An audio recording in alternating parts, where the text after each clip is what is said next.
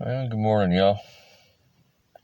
I once again was looking for some inspiration this morning to making a video, and was beginning to wonder if I was going to have one today here at all or not. But I had to make a Walmart run and what have you, and was having a pretty rough morning. Got back to the house here and was having computer issues and all such as that. Finally got that all straightened out, and we're good to go again. But saw Arkansas Livin's video on Stronger When Broken, and that got a lot of thoughts running through my mind this morning. Thought I'd get some of them on video here and share them with y'all. And I think his video hit real close to home here. Arkansas, you did good work this morning. Give y'all a little bit of backstory. I told y'all in previous videos about my folks. We split up when I was about 2.5. That was the summer of '72 that they split up. And from that point until I turned 18, my dad paid child support a total of 5 months in 15, 16 years. So I was one of my dad's most vocal critics. Multiple reasons, that being one of them. My dad was also a very anxious, depressive man who drank. He sought solace in the bottom of a beer bottle. And I really don't know that he found it.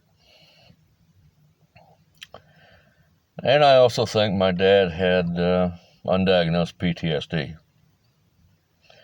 Coming from witnessing my grandfather physically abuse my grandmother when my dad was a boy.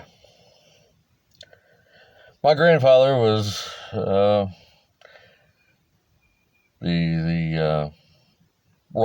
male role model in my life growing up, since my dad wasn't around, which was ironic, given what he was to my dad. My grandparents lived just down the road, and for my first 7 years, we rented a house from them. So, they were an active part of my life. My grandmother, I wished I had known her better. She had a stroke when I was 11, and it was fatal. I saw some of it happening.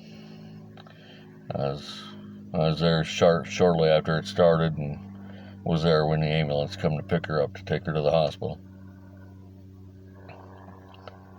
That was on a Saturday night, and Tuesday, the decision to take her off life support was made, and she was gone.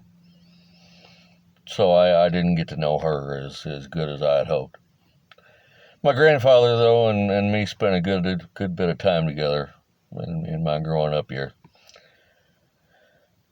And as much of a temper as he had, as I'm given to understand back when my dad was a boy, he had simmered down a lot by the time I came along. So we always got along pretty decent. And I always struggled with, y'all talk about what a temper he had, but he could be a cranky old man when I was growing up, but I didn't see the temper near what they had described. My dad, on the other hand, could be a Jekyll and Hyde. There was a side of him that was as good as gold, would do anything for anybody, but then it was like somebody cut a switch and he was Satan incarnate. In '73, my dad met a woman that was 15 years his junior, and 3 years later they were married, and I got to witness that firsthand. My dad was physically abusive to her, and that's where a lot of my PTSD problem comes from, him and issues at school. being bullied and picked on pretty hard. So his abuse always made me more introverted and, scared to speak up and that sort of thing. I am doing better in that regard, though. I'm getting a little more vocal and saying just what's on my mind. And I don't always do the best job at speaking my piece. I do get temperamental and cranky, and I am working to improve that, though. At any rate, I grew up, struggled with a lot of that. Always held to my faith there for the longest time, though. Me and my wife, we married in 98. Me being from Illinois, she was from Mississippi. And she was a strong-willed one. There was nobody going to be bossing her around. She came from a poor home, too, where her dad was the dominant character, and that went against her grain. Wasn't no man telling her what to do. I could put in my 2 cents worth and tell her what I thought, but if it went against what she wanted to do, there was no convincing her otherwise. Well, life went on, and I was working and doing my thing. The recession of '08 hit, and things began to deteriorate. Car got repoed because, I was losing work and losing money. House finally went into foreclosure in 2010 or 2011, somewhere up in there. The economy got real bad for us there. Well, advance a little further. We come up to 2018. First of my 4 pups was getting in a bad way, and we had to take her up and get her put down. And when we did that, I squalled like a baby quite a while over that. And ironically, she wasn't technically mine. She bonded with my mom more than anything, and she was more my mom's dog than she was mine. That summer, another one of the pups contracted what was called Cushing's disease. And we were giving her medicine for that, and she finally got so bad that we had to put her down. So there was pup number 2. And those of you that have critters will understand they become part of the family. I loved them just as much as they were my own blood kin. Well, about that time, my wife started having problems. Just walking from the bedroom to the bathroom, and she was gasping for air. She was also battling sleep apnea and wouldn't go get a sleep study done. She just, for whatever reason, no. Well, by the time she sought medical help for the breathing issue going from the bedroom to the bathroom, there was not a whole lot they could do for her, and she finally went into respiratory failure, and in January of 19, I lost her.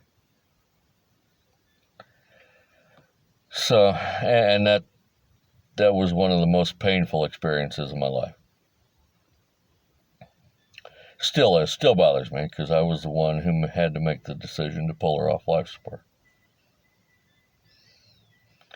Well, long in there, I had been reconnected with a woman I knew from years ago, and we started seeing one another and everything, and she had been battling leukemia.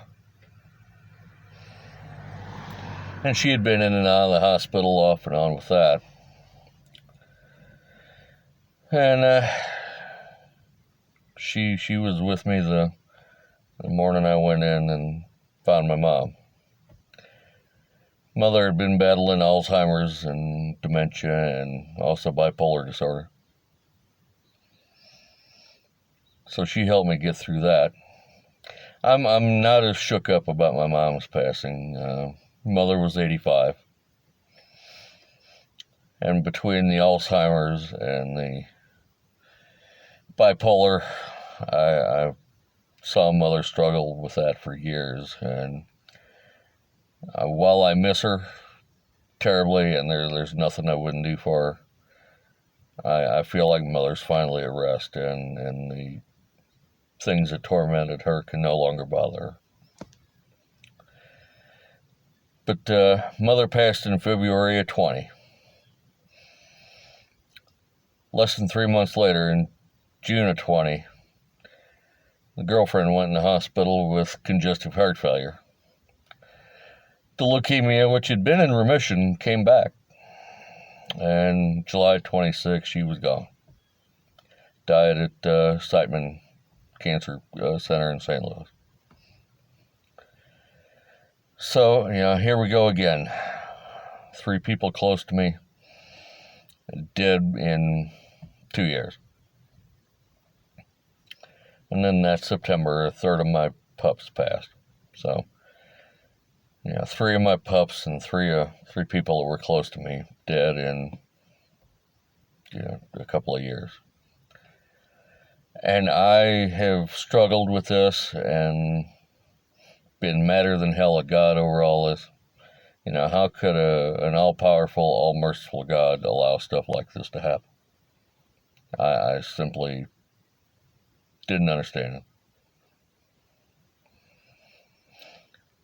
But some of the streams lately, I'm looking around, and I'm seeing something. I partook in a stream late last year, a couple of them, that Lake Ferry had put up. For those of you that don't know Lake Ferry, introduce yourselves.